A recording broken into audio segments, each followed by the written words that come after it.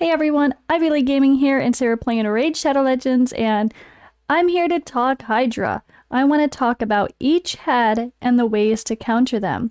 Now I'm going to focus first on the heads that are for the current rotation, and then I will do future ones when the rotation changes. But for now, I just want to stick to the ones that are the main focus of the start of the current rotation. So let's get to it. The Head of Blight. So we have the Head of Blight. So of course this is the poison head, as we like to call it. It's A1, attacks all enemies, places 3 poison debuffs for 2 turns, also has a 75% chance of placing a leech debuff for 2 turns.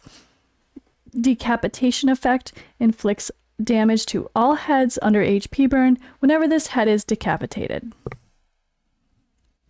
So this is actually really cool. I kind of forget about their decapitation effects.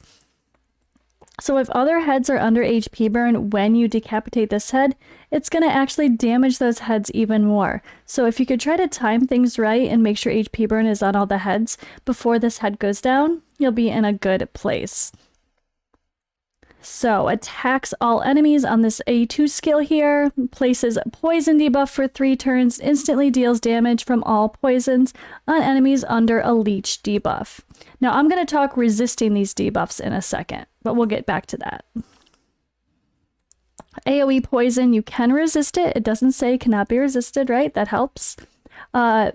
Blinding smog, places poison cloud buff on all heads for 2 turns. This buff cannot be removed or transferred.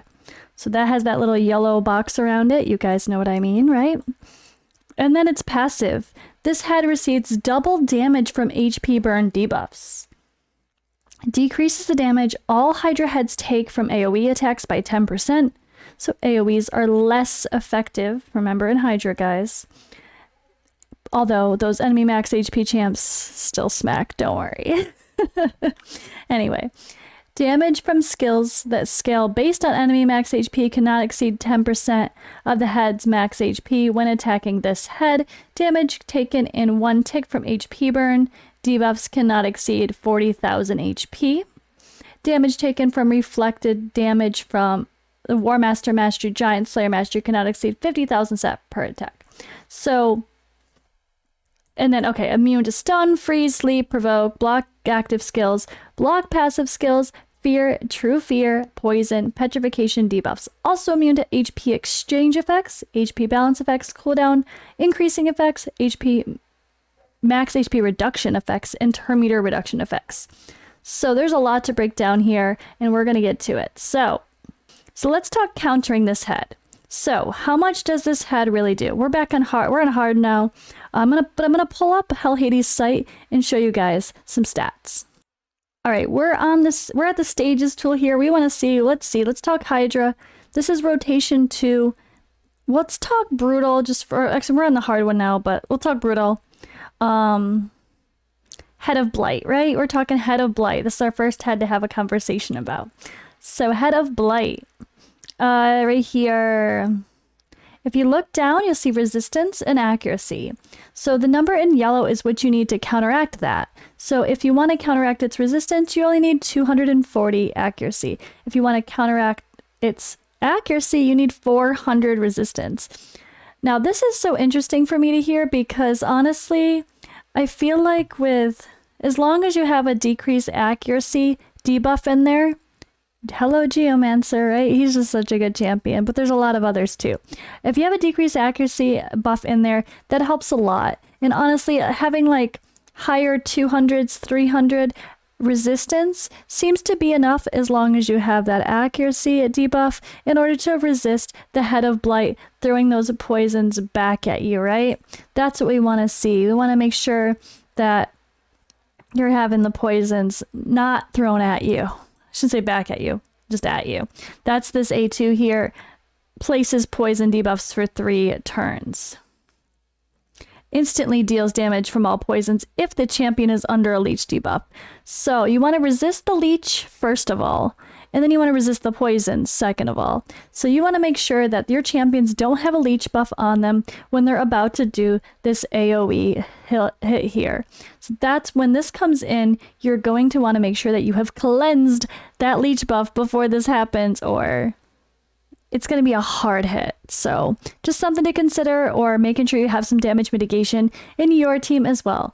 That's where everyone loves a Duchess, right? But also our new friend Helicath. Those shields are amazing damage mitigation and keep you alive so long. Plus block damage buffs. I mean, he is just so good for damage, just like dealing with like Valkyrie, you know, Valkyrie shields, right? But on a champion that's free, so to speak. Really good. But when it comes to this boss in particular, we're talking the Head of Blight. I think our number one conversation topic has to be block buff and an HP burn.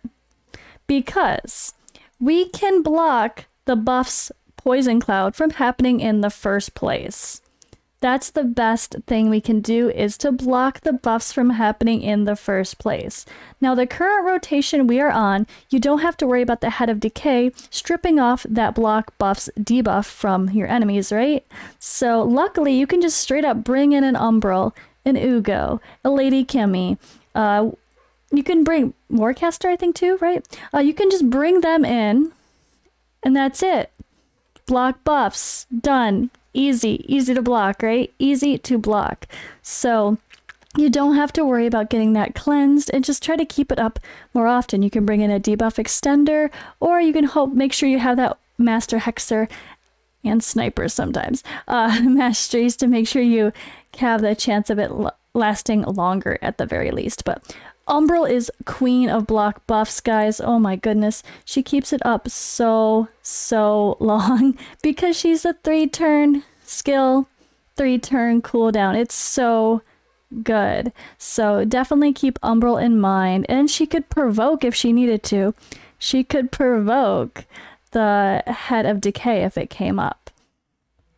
But then she'd lock herself out. So that's not ideal. But still, you never know. But block buffs is key. The other key is HP burn. So does it state it here? Right here. I'm not sure what the best description of it is. But anyway, when you're dealing with the Head of Blight, and if you have Poison Cloud up, the damage mitigation is rough, right? It is rough. They end up, when Poison Cloud is up, they just take so much less damage. It's hard, but what you can do is you can make sure you place an HP burn debuff, and then the heads take the same amount of damage. That's the nice part. That is the best part here. Poison Cloud it really is a tough skill. I wish it had a better description here, but I realized it doesn't explain what Poison Cloud actually does on this part of the boss explanations, but it really just mitigates the damage that every head receives. So, the way to counteract that is by having HP burn on that head. Now, you can have HP burn on the head before the buff actually lands. So, that's helpful. Or you can use someone like a Mordecai or a Geomancer to place HP burn. Placing an HP burn, you don't have to worry about weak hits. So when it comes to Poison Cloud, you're always weak hitting. That's the key. That's what you're always getting, a weak hit. So if Poison Cloud is spread on all of the heads, none of your debuffs are going to land if you're attacking. But if you're placing, you don't have to worry about that. So that's something really to consider when dealing with Hydra and the lovely, not so lovely Head of Blight. So I think that covers the basis here pretty well. I realized I kind of talked about that in a little bit of a weird order, but the biggest thing is trying to work around Poison Cloud. That's the main fear here, is Poison Cloud.